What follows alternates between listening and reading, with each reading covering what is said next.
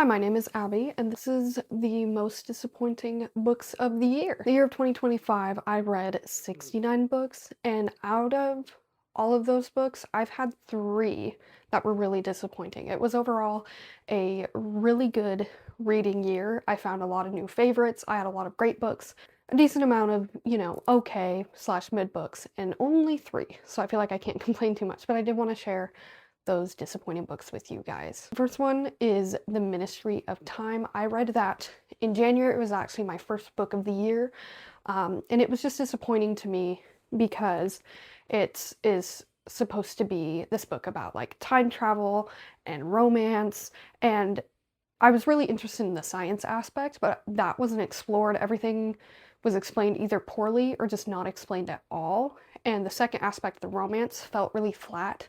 And of course, there's the glaring issue that the male main character, the personality and everything was made up, but the name and who he was based off was a real person. Reading that, like in retrospect, it felt really weird because there are intimate scenes and it's written about a real person, and that feels weird.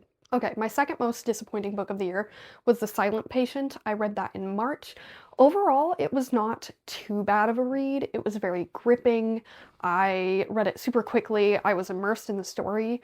What was really disappointing to me was the plot twist, because I started to kind of guess it before it happened, and when it happened, it was just not what I wanted out of the book. I do recommend it though if you are new to thrillers, and I know lots of people who have read it and loved it.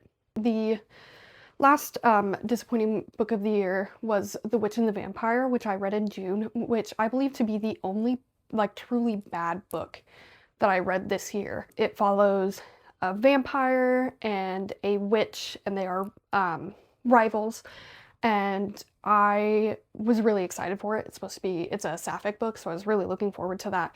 And when I was reading it, the characters and their choices did not make any sense. They would change their minds with no lead up or sign as to why they would change their minds. It didn't make sense. The plot was really flimsy up until the ending, and overall, the writing, in my opinion, was really poor.